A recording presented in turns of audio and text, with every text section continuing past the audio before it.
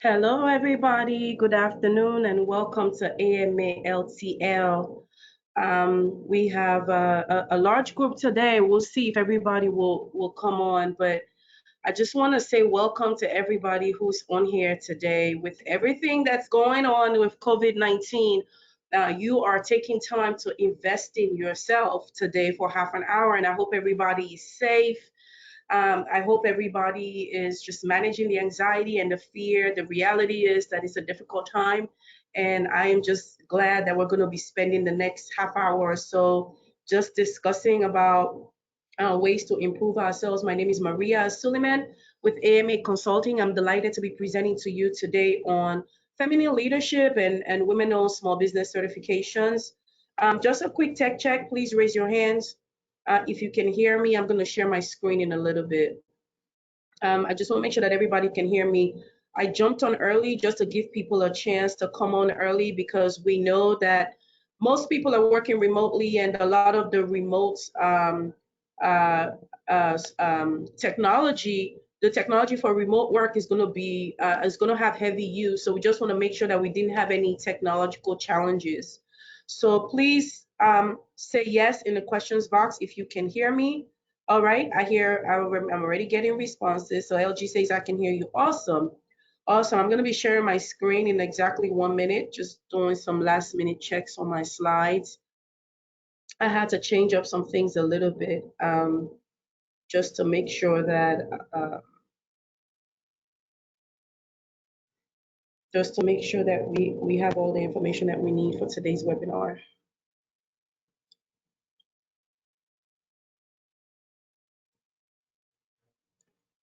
All right, you should be able to see my screen now. So please type yes if you can, or raise your hand if you can hear me and see my screen.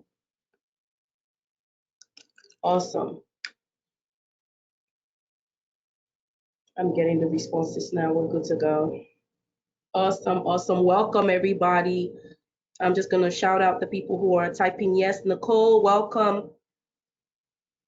Vera, welcome. Thank you. Leslie, thank you always for joining. You are now a full-fledged member of the AMA LTL community. You are always on these webinars. I appreciate you. Antoinette, welcome. LG, welcome. Nicole W, and Nicole. We have two Nicoles. Oh, it's the same Nicole. She just said thank you. All right. Just a quick introduction. My name is Maria Suleiman. I'm the managing director of AMA Consulting, and you are on the AMA LTL Lunchtime Learning Series. This is a webinar series that we do twice a month to develop and build our leadership and management competencies. We have a variety of topics that have to do with competencies like decision making, leading ourselves, leading others. We talk about emotional intelligence. We talk about effective communication. And today we're going to mix it up and do a little bit of technical work talking about certifications. But I created this webinar series 3 years ago because we are a training and development organization. And every time we will go into an agency or an organization to offer a leadership development program or a training program, people will say, this is really great. This was a great session for 3 days or for 2 days or for 1 week. What's going to happen after this? So we created these bite-sized learning opportunities just to reinforce some of the tenets that we teach in our training programs and our leadership development programs. I'm not going to read my bio, but I'm putting it up here for you to review. We're going to officially start in exactly 1 minute. We have a couple more people joining. As you join, please type yes, and just so that I can know that you are able to hear me properly and see my screen.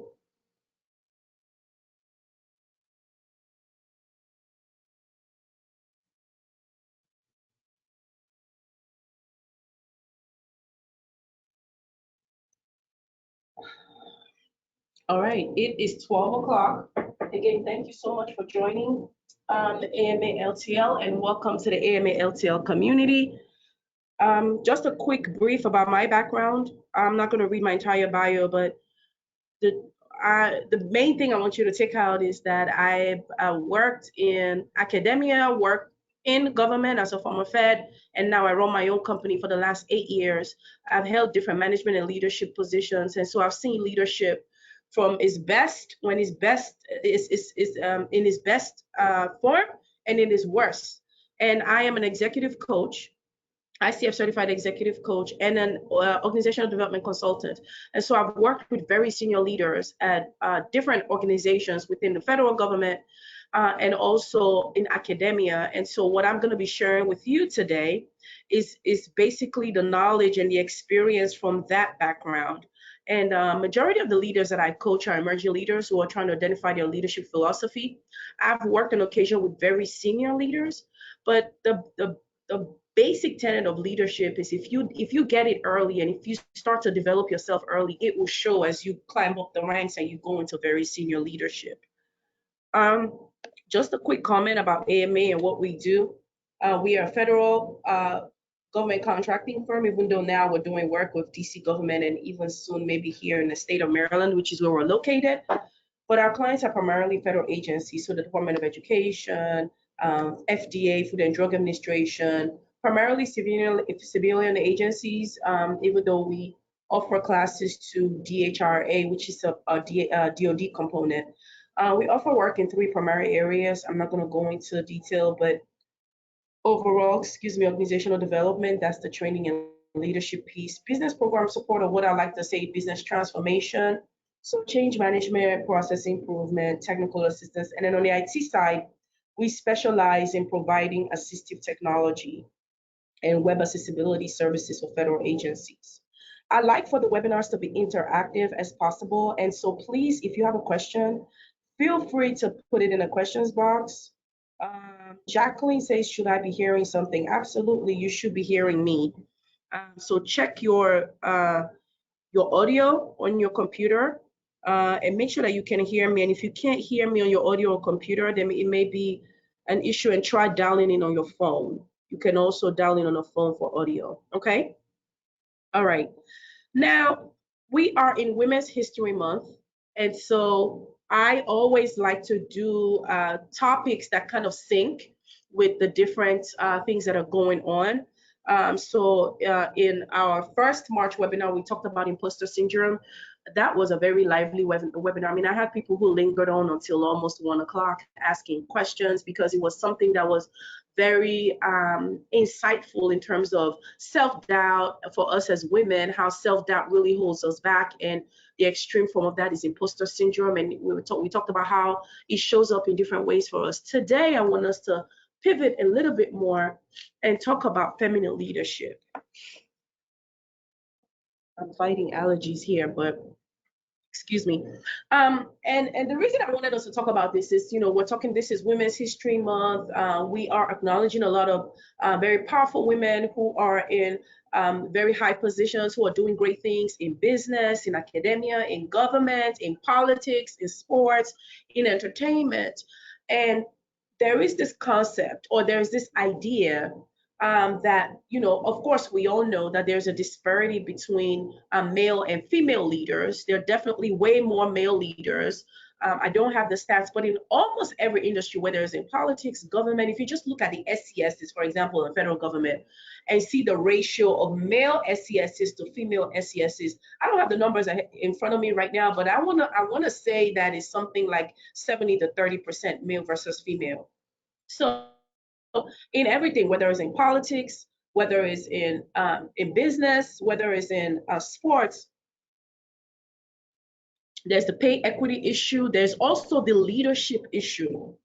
And I want to say that if we as women, if we're not in leadership positions where decisions are being made, if we are not at the table, right, when decisions or policies are being created that has to do with our healthcare, that has to do with our kids' schools, that has to do with our finances, our economic situation, then we are not going to be represented. So this concept of feminine leadership is a big thing, and it's a passionate thing for me, as I like to call myself a woman leader. As a leader myself, a leader of my organization, I always like to talk about this. And a lot of times we women, we don't see ourselves as leaders. So KPMG did a study last year, and working women between ages 25 to 64. What is significant about this study is that It doesn't matter about the age. I know like the millennials and the Gen X's, they are the generation that had a little bit more opportunity than the baby boomers, the female baby boomers. But still, in terms of the mental psychology of women, there is no disparity in the age. So from ages 25 to 24, say that they are more cautious in moving to leadership roles, 59%. And they also find it hard to see themselves as leaders. That is crazy to me compared to their male counterparts, which their numbers are somewhere in the 80s to 90s. So 60% of women ages 25 to 24 find it hard to see themselves as leaders, and so are more cautious to moving into leadership roles.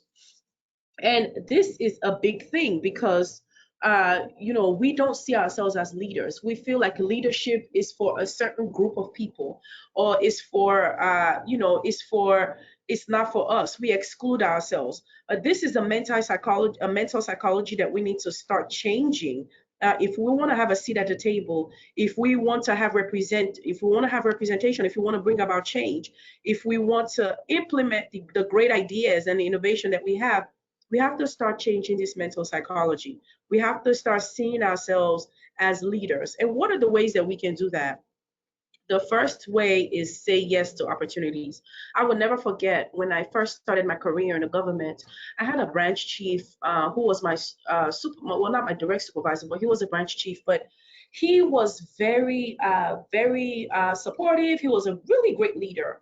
And when I do a leadership development program, I always tell people in the class, like, write down the person that you have had as a supervisor or a leader that has impacted you the most, and write down why.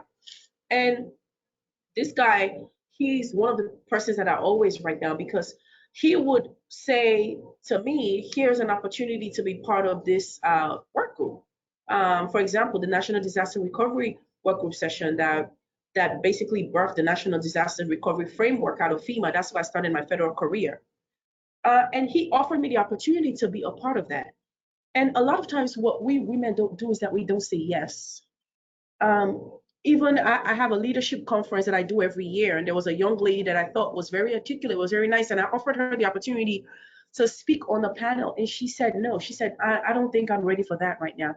And I'm like, you don't even know what you have. You have all this information, you have this knowledge, you have this charisma, you present so well, you're very knowledgeable, but you refuse to let yourself be seen. You refuse to say yes to the opportunities. So the first point that I want to make is, if we want to start changing this number of 59% of not seeing ourselves as leaders, we don't know what we can do until we try. We don't know if we can be successful until we try. I think there was another research that I read that said that most women will not apply to a job unless they meet at least 90% of the job requirements, while men will apply to a job even though they meet only 50% of the job requirements. So it's back to that point of taking ourselves out of the running. First quick tip, say yes to opportunities. A lot of the leaders that I look up to, a lot of the women that mentor me informally and formally, one of the things that has distinguished them is that they always put themselves in the running. Where there was an opportunity for a detail, they said yes. Where there was an opportunity to work on a new project, they said yes. Where there was an opportunity to fill in for somebody who was not available, they said yes. Because the more you put yourself available, and the more you do, the more you build your confidence, because then you start to develop a track record of success. And if you've handled a tough project and you were brought in because a project was derailing, and you were able to get that thing on track, now you have confidence to do something even higher and move maybe beyond doing a project to developing a program. But you don't know what you can do until you say yes. The second point is ask for what you want. This is a big thing about us women, and we always assume, excuse me, sometimes, that people are just going to be fair to us, that people are just going to give us that promotion that we feel like we deserve. People are just going to bring the opportunity to us, and people are going to be fair. I just have to say, in this world where we live in, people are not always going to be fair. There's a colloquial saying that says, closed mouths don't get fed. We don't ask. We don't ask. You don't know. The worst that can happen is that they'll say no. Ask for what you want. If you know that, maybe working on this particular project or being a part of this work group or anything, doing a detail is going to move you up in your career and move you into that management leadership space that you want to be in, ask for it. Talk to your supervisor about it. Talk to the decision makers about it. Let it be known that you are interested. A big reason why we don't ask is the fear of rejection. We don't want it to seem like we're being too aggressive. That's another issue. We are concerned about people's perceptions, but the reality is there is a nuanced way of how you carry yourself as a woman that is distinct to us as women, and we shouldn't run away from that. So we shouldn't try to be macho. We shouldn't try to be too forceful, but we can still ask for what we want using tact and using our sixth sense that we have as women. And that brings me to the next point of emotional intelligence. Most organizations, I'm talking about from Silicon Valley to even government now, is seeing that when you get to a certain level on the leadership spectrum, your ability to be successful depends less on your technical skills and more on your EQ, less on IQ, which is more technical, and more on your EQ, which is emotional intelligence. And emotional intelligence is simply the capacity to be aware of, control, and express your emotions, and also the ability to handle interpersonal relationships with empathy. This is something that is seriously needed in senior leadership. And we as women, the ability to handle interpersonal relationships with empathy comes naturally to us. The ability to be in touch with our emotions comes easily to us. And for a long time, we've been socialized to believe that we can't be good leaders because we're too quote unquote emotional. And we make emotional decisions and not head decisions. So we make heart decisions and not head decisions. But I want to offer a different perspective for you and say, actually, that is our strength as women. Because empathy is the currency now to get things done. Just look at what is happening worldwide.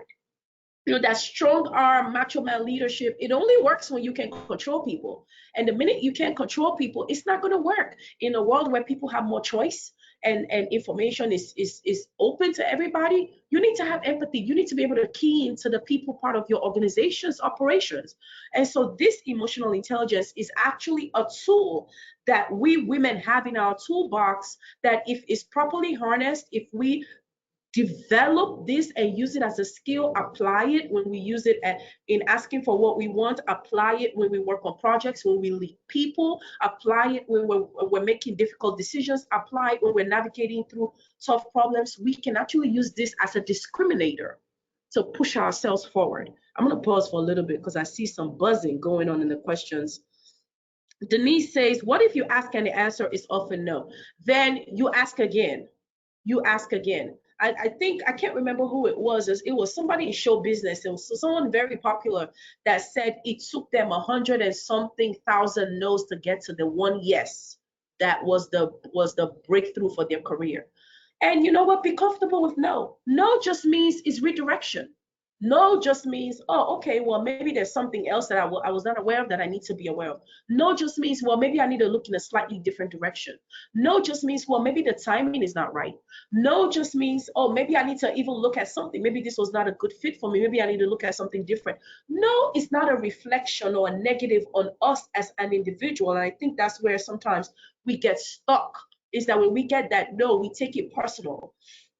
And we think, oh, this is something about me, or there's just something that's just implicitly wrong with me where I'm never going to be able to get this. That no is just data. It's information.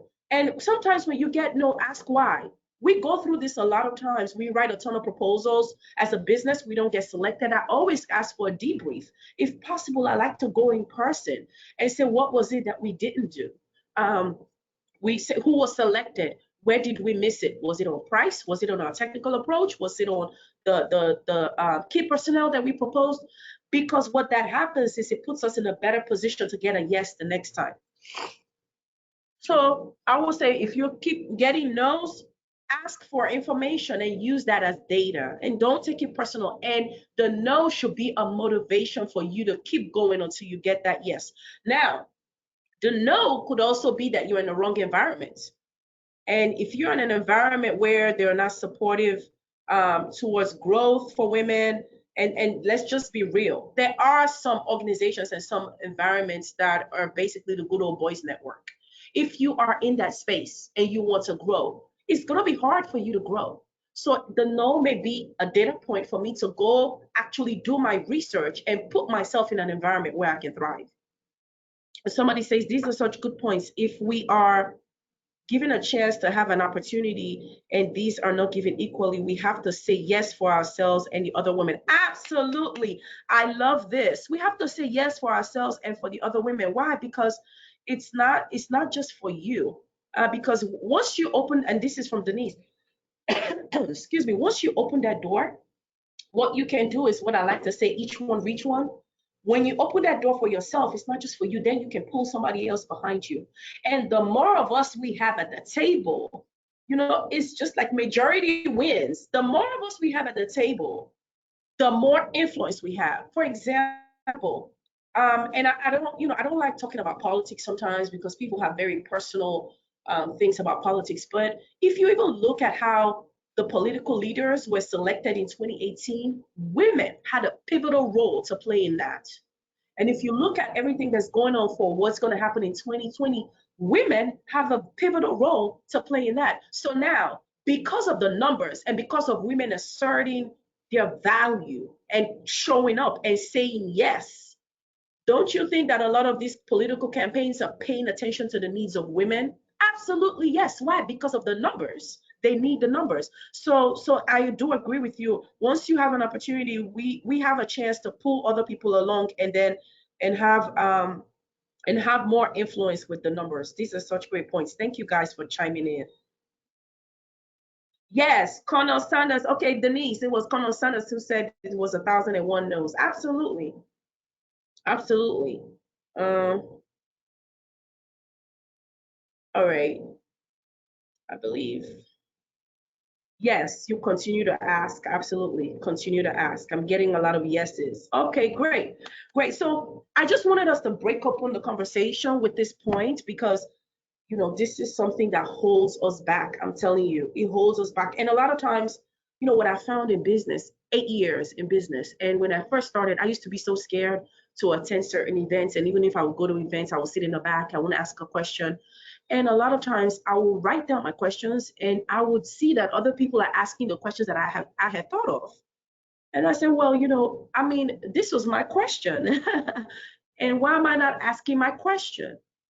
And as I started to build my confidence and show up more, I started asking questions. And then when I started interacting with a lot of the people who I thought were the quote unquote big shots, the quote unquote senior leaders of larger contracting firms, and when I have meetings with them and I talk to them, I'm like, these people, they don't even have it.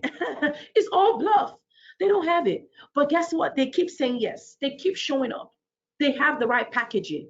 They keep asking the questions. They keep looking like they have it. And that's where we have to do a better job is we have to keep showing up and we have to keep putting ourselves in the running. Now, this has been really great, and I'm going to now go into a little bit of more specifics. Some of the things that we need to do as women is that we need to build our infrastructure in whatever it is that you're doing. So I'm going to be specifically talking about business certifications, but I also want to encourage you that if you are on this webinar and you are looking to grow in your career, you need to understand what that career path is. You need to understand the certifications, the certifications, the associations, the things that you need to do, the credentials that you need to have to push you on forward. Okay, so I would never forget.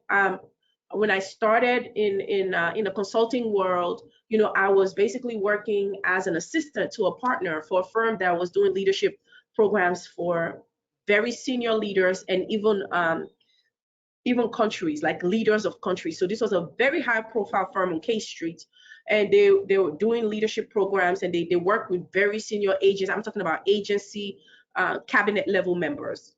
And so I was an assistant to one of your partners. And she said something to me that really, really helped me. She said, Maria, you have a great knack for consulting and all of this work, all the assessments, but you don't have the credentials. She said, nobody's going to let you practice on them. You need to go get an MBA. And at that time, I was just recently married and my baby was only 7 months old. I was like, how am I going to go back to school?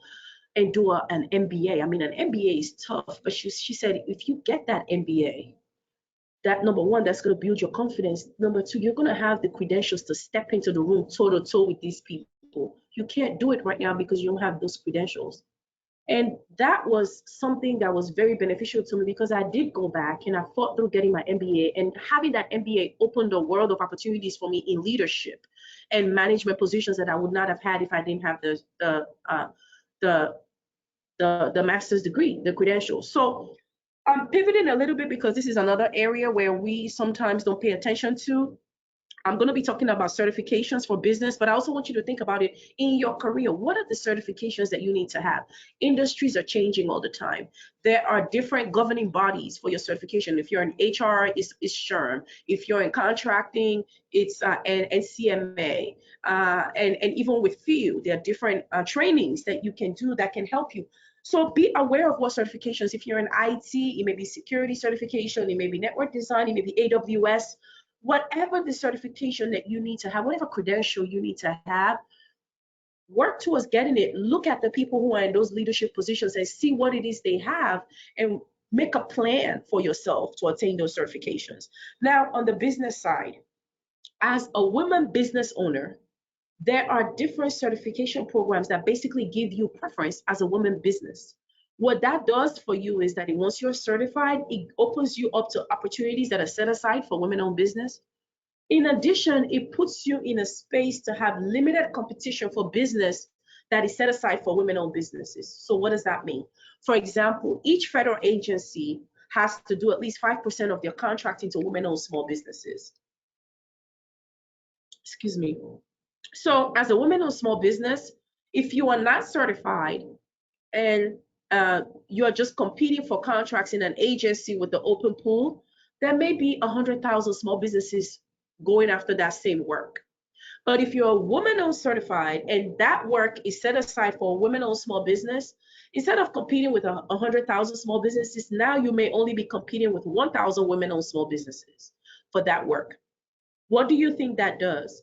It increases your win probability. It increases your opportunity to be able to land that work. So getting certified is necessary for you as a woman-owned small business. The programs are there, but if you're not certified and if you don't put your business through that process, you're not going to get that access to those contracts. Okay, so I'm going to touch on the two certifications. On the government side is the women-owned small business certification. And really quickly, I'm going to run down the requirements. I mean, when I teach this class for SBDC, I teach it over a 2-hour period, but I've just pulled out some snippets just for you to be aware of. Okay, so first, your business has to be small per your NAICS code. You should know what your NAICS code is for your business if you own a business. Your NAICS stands for North American Industry Classification System. And every industry has a NAICS code. So for example, in general and administrative management consulting, which is primarily where most of our work falls under, our NAICS code is 541611. In other computer design consulting, which is also where our IT works falls under, the NAICS code is 541519. You have to know what the size standard is. So the US Small Business Administration says, if your gross receipts for the last 5 years is over $30 million, it's under $30 million, for example, you're considered small under that NAICS code. So you want to be aware of what the NAICS code is for your business. But one of the requirements is that, excuse me, is that you have to be small, okay? You have to be a small business in order for you to get certified, okay?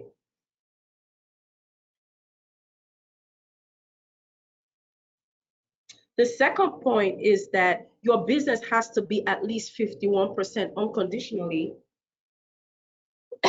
excuse me, and directly owned by women who are US citizens. So for the WO Small Business Program, your business has to be 51% unconditionally and directly owned by a woman who is a US citizen. So you will not get this certification if you're a woman in business and you're partnered with somebody else and another person who's not a woman owns more up to 51% of the business. So they want to make sure that it's businesses that are really run by women, so manage day-to-day operations. The woman must make the long-term decisions for the business, as the woman, you must hold the highest officer position and you must work in the business full time. They've relaxed that requirement a little bit, so they will let you work part time in another business if you can show that you're working the other work, the outside work that you're doing doesn't interfere with your regular operations for your business. Okay. And also, you can get this certification today. If you just incorporated your business and you're a woman, you can become certified today. Now, there's a caveat because this used to be a self-certification, which means that you could just go to SBA's website, sba.gov, get the information, log on in the certification database, upload all your information and get certified. But they're changing it now. And the SBA is actually going to certify you. Now, the word is that they're going to work through third-party certifiers, and I'm going to touch on that a little bit. But this is just something that you need to be aware of. Research this and see if your business can get certified, because it's going to open up more opportunities for you. Just like I talked about credentials in your career, and I use the example of myself going back to get my MBA, even going back to Georgetown to do my executive coach certification. It was also that professional improvement, and being ICF certified at the ACC level it gives me that credibility, because now there are some RFPs where they will say, excuse me, we only want ICF certified coaches. So that's the same thing. The certification gives your business credibility. When you have gone through a certification process, organizations are going to look at you, or people are going to look at you and say, oh, okay, this is a business that has been vetted. Okay, this is a business that has the certification. All right, really quickly, I talked about self-certification, what you need to do: register in SAM, which is now beta.sam.gov. You upload all the documents and you represent your status. There's also third-party certification, and the 3 organizations that are doing the third-party certification, there are 4 actually: Women's Chamber of Commerce, WeBank, NWBOC, which is the National Women's Business Owners Corporation, and the El Paso Hispanic Chamber of Commerce. So these are the 4 organizations that have been approved by SBA to certify you for the federal WSB program. Okay. Now, as I said, in June, there's not going to be any self-certification anymore. So you're not going to be able to just go to SAM, register yourself, and go to SBA at certified.sba.com and certify yourself as a WSB. You will have to go through a certification process. More than likely, SBA is going to keep the infrastructure where the third-party certifiers will be the ones that will certify your business. There is a cost to this. I believe it's like $500 to get the certification, but this is something that's going to help you tremendously because now your customers can access you through set-asides where as opposed to you competing in the full market for opportunities. The other quick thing I wanted to mention about certification, I talked about the WSB for corporate, for government. If you do business on the corporate side, you definitely want to have WeBank certification. This is a separate certification. And WeBank is the Women's Business Enterprise National Council. They are the organization that has the largest certification of WBEs, which is Women Business Enterprises. Okay, so WeBank certification is separate. It's more geared towards their corporate members. So they have thousands and thousands of corporate members, from Google to the airlines, to Marriott, to technology organizations, to energy organizations. They are all corporate members of WeBanks. And those organizations, as part of their corporate social responsibilities, they want to do work with women-owned small businesses.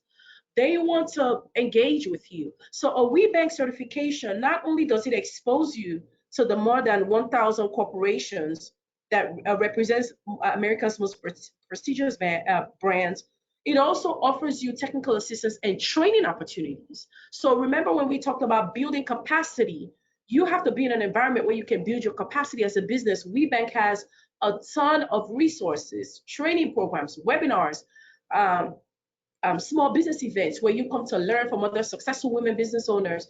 And this environment will help you develop your business and access to more business opportunities. The other thing too is that for the WeBank certification, you notice that they have kind of like the same requirements. So the business has to be 51% owned, controlled, and operated by a woman. Your business has to be small, and you have to submit all these documents. Okay, and so you see this with most of the women-owned small business certifications. There are requirements that you have to meet. Okay, you can't just let's say you're a husband and wife duo, and your husband is the one that runs the business most time, and then you want to certify as a woman. Or no, you have to be the person who manages the business on a day-to-day as a woman, and you have to own at least 51% of the business. I just want you to keep that in mind, especially when you're putting your corporate documents together. Make sure that you are reflecting the requirements that you're going to need later on for certification. So that is what the nugget I wanted to give you in terms of being certified and in terms of feminine leadership. Lashana says, do I have a website for WeBank? Just Google them. If you Google WeBank, they're going to come up. I want to say it's webank.org. Let me look it up real quick. I'm going to take another question while I'm looking up that. It says whose question is this? I can't see the name it says, but I will counter that we need to make sure we're able to do what we say yes to well, and not just say yes. Absolutely. I agree with you. When we say yes, we have to be ready to perform. We have to be ready to be resourceful. I mean, even if you get in, ask questions, find out from the people who are doing there that are currently working there, what's going on, what do you need to come up to speed with? And that's the thing, you have to have a mindset of continuous learning. You cannot just get into a position and coast. You have to perform. That's a great point. Thank you for that point. So when you say yes, you have to perform. And that was from Julia. Thank you, Julia. Any more questions? How do we find jobs or speaking events in one particular niche when dealing with the government? Don't we need to find and write grants in order to get paid? I work to help women eliminate negative emotions and limiting beliefs from past trauma, certified as a master practitioner in NLP and mental health. There. I'm not sure the government is even aware of these trainings, let alone even looking for someone to help their employees. Don't we need a connection to open the doors, as there are no job ads looking for someone in my particular niche? Please advise. Oh, this is a very great question. So it sounds like you have a very specific niche in that mental health or trauma space. You are right. A lot of the things that the government does is bundled up. So more than likely, you're not going to see an RFP that is for specifically your niche. But what you want to do is find out from different organizations that maybe support the workforce. So whether it's HR, whether it's HR groups, so SHRM is one of them, OPM, and then different agencies have their own wellness programs for their employees. They also have their own HR trainings that they offer. And also another place that you may want to look for this is in the EEO space, because where sometimes when you're dealing with mediation or you're dealing with arbitrary issues, there can be that trauma piece, especially if there's been harassment of any kind. So you have to be creative. You have to start first with a broad brush. Start with HR. And then as you start with HR and you start to deal into the different parts of HR or EEO, then you're gonna eventually get to a point of contact for you. But when you say, and I just want to address something, because you said, don't you need to get a grant, or you need someone to find a grant, or you need, so I think you said something about need someone to open the door and need a connection. That's what I was looking for. Okay, so let me tell you today, you are the connection that you need. You are the connection, and the connection is Google, it's research, it's going to different activities, going to different events. I would say for your case, start with HR. But this was a big thing for me, because before I applied to the government, people used to say all the time, it's so hard to get a government job. You literally have to have a connection. Somebody has to bring you in. Somebody has to recommend you. And I had friends who work for the government, and I tried to get out every one of them to give me a connection, and nothing was happening. And one day I said, you know what? If I really want this, I have to try a different approach. So what I did was I went, back then it was Craigslist, believe it or not, and I researched federal resumes, because I understood that there is a way that you have to write your resume to get a federal job. It's different from just applying to regular jobs. And I found a lady who that's what she did for a living. She would take your regular resume and put it in a format for federal jobs, put in the right keywords. And I will never forget, I paid her $150, and I didn't even have the money to pay her all of the 100. I paid it in 3 installments, $50 at a time.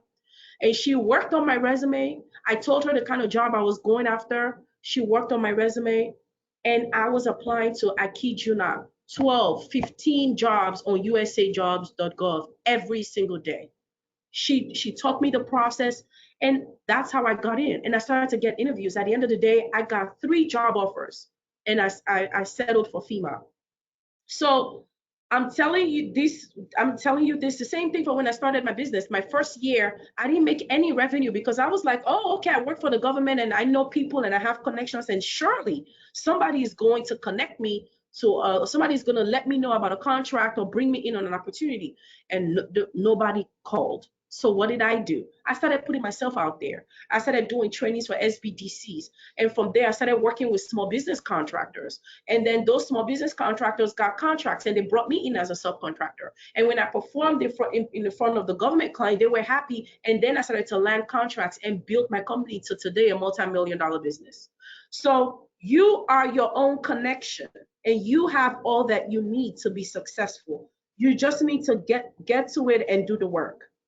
Just start from where you are and keep peeling the layers. It does take time, but eventually you're going to find a sweet spot.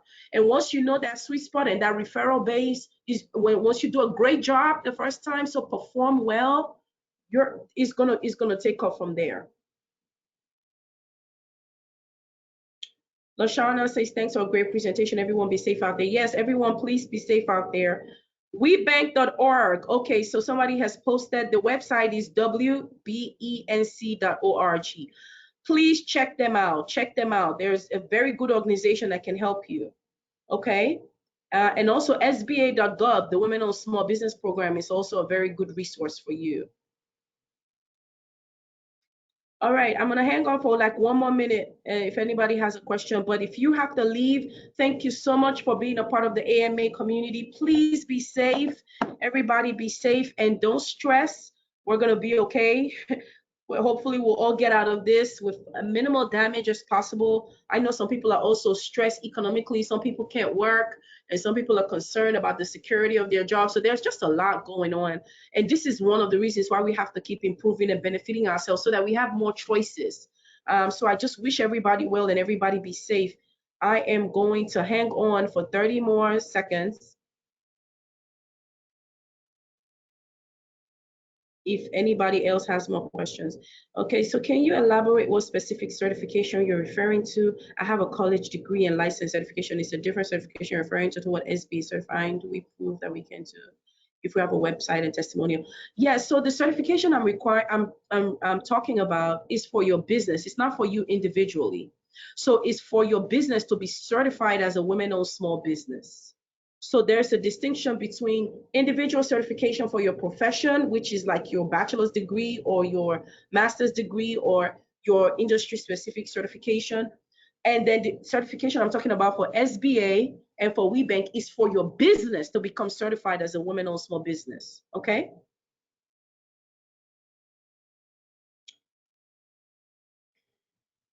LG, I hope I answered your question.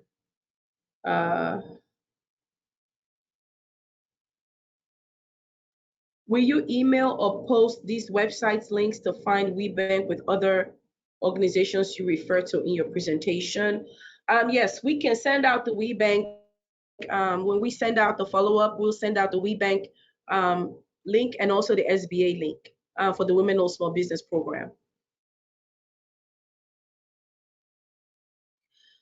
Another question, do we have to be a corporation, LLC? What if we just work alone on a freelance basis? Do you qualify? Yes, as a sole proprietor, you still qualify for certification. So you don't have to be an LLC. You qualify for the certification even if you're a sole proprietor. Do I have a contact number to ask specific questions? You feel free to email me with your questions, and I try to make out time for people in my LTL community to answer questions. So feel free to send me an email. My email is on here. right now. What does EEO stand for? Equal Employment Opportunity. So that is the office that makes sure that there is no discrimination. So the EEO office, a lot of times they do mediations, they do investigations of any kind of harassment or discrimination. And so a lot of times they have that trauma piece attached to it. And so that's what EEO stands for. EEO sometimes, a lot of times is separate from HR because EEO investigates HR practices, but sometimes in some organizations EEO can be tied to HR. Thank you for all your good information. You're welcome, LG. Thank you for that feedback. How can I start a contract with NASA? They have an assessment tool that they need a company to get licensed and marketed. Can I apply to Women Penn Business Loan?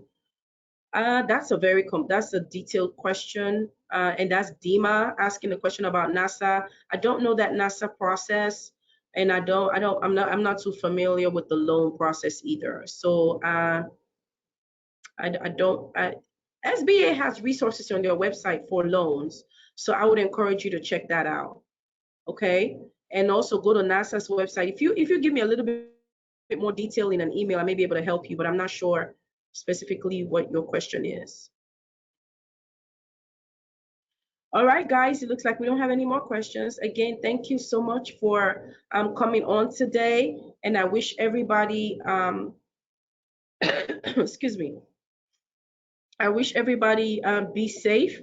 We are going to send an email to everybody who was on the webinar and who registered, and we'll have the links to WeBank and also the link to SBA. It's going to be sba.gov/WSB, which is the SBA's website that gives you all the information for the Women-Owned Small Business Program.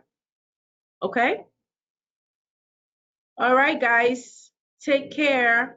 Bye-bye. Until next time. Bye.